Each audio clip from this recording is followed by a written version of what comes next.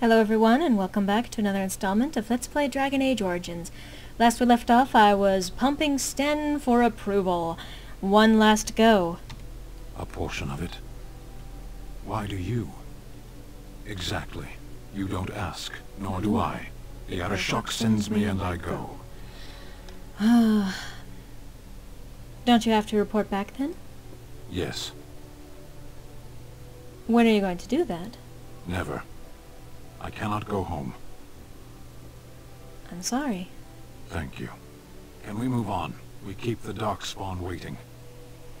Let's go. As you wish.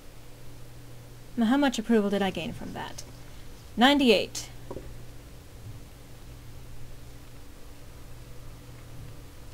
You notice he's gaining all sorts of these new abilities because he jumped right up to 100.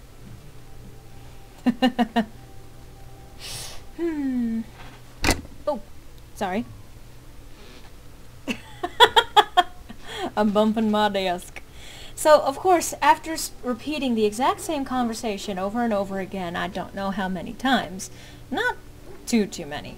Anyway, so you get his approval up enough, and you talk to him again. You are not quite as callow as I thought. That is unexpected. Callow? You thought I was callow? You sound surprised.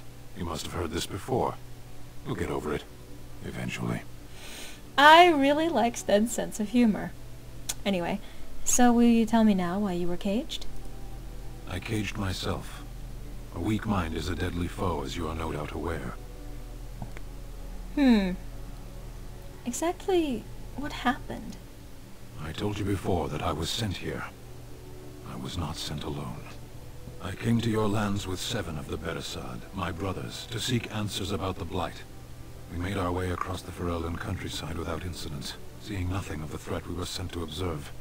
Until the night we camped by Lake Calenhad. They came from everywhere.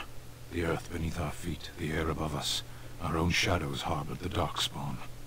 I saw the last of the creatures cut down, too late. I fell. That sounds like what happened to me at Ostagar. I heard the stories of Ostagar. Your kith stood their ground when others fled. No one can do more than that. I don't know how long I lay on the battlefield among the dead, nor do I know how the farmers found me. I only know that when I woke I was no longer among my brothers, and my sword was gone from my hand. What did you do? I searched for it, and when that failed I asked my rescuers what had become of it. And then? I killed them. With my bare hands. I did. I knew they didn't have the blade. They had no reason to lie to me. I panicked. Unthinking, I struck them down. That's terrible. I know I cannot justify what I have done. My honor is forfeit. That sword was made for my hand alone. I have carried it from the day I was set into the Beresaad. I was to die wielding it for my people. Even if I could cross Ferelden and Tevinter unarmed and alone to bring my report to the Arishok, I would be slain on sight by the Antam.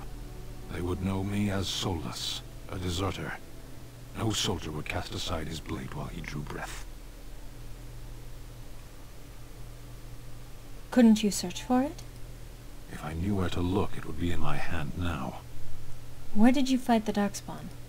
Near Lake Calenhad. Don't worry. We'll find it. Perhaps those words are empty, but thank you all the same.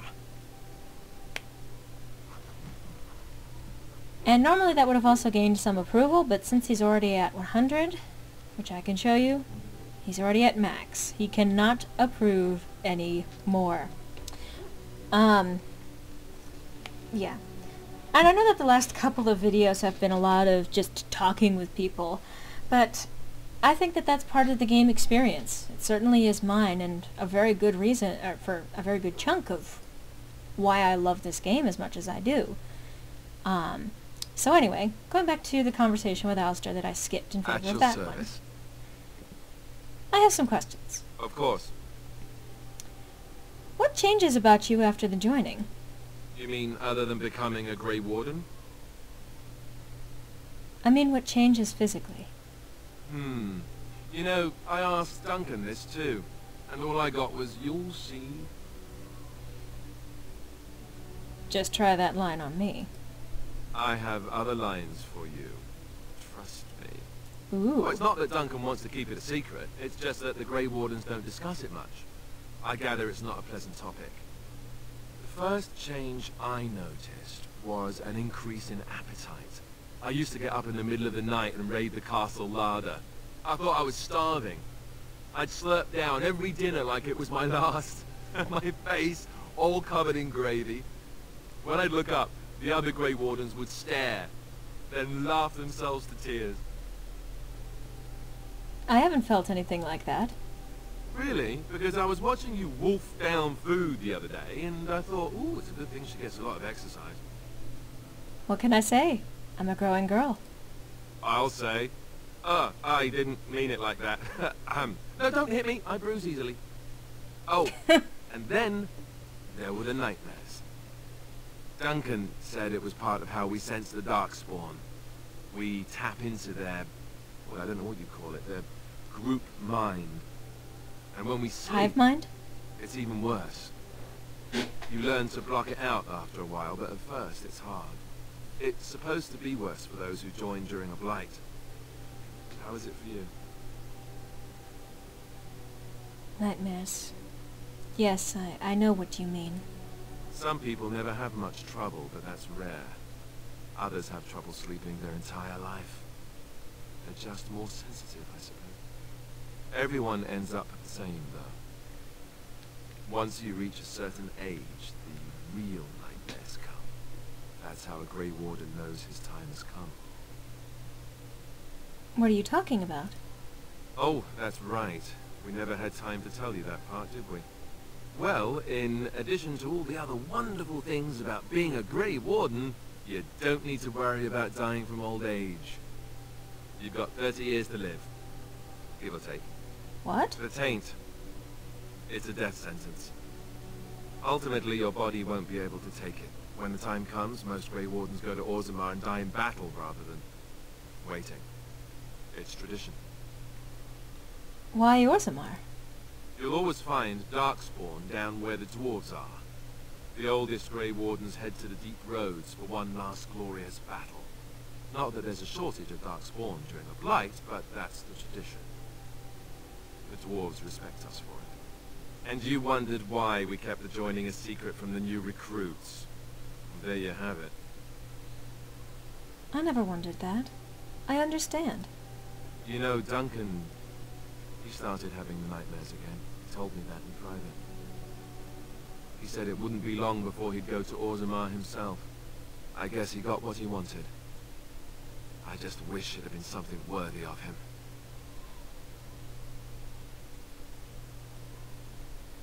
He will be remembered, Alistair.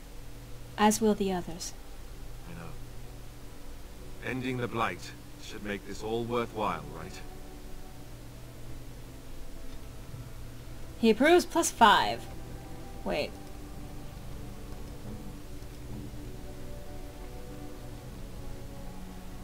Oh, he's at 52 now. Oh, and now he's different. He's at care. Uh-huh. Right. Well, on that note, I think we've done quite a bit of talking. And I think I'm out of time for this installment of Let's Play Dragon Age Origins. So, I hope to see you next time.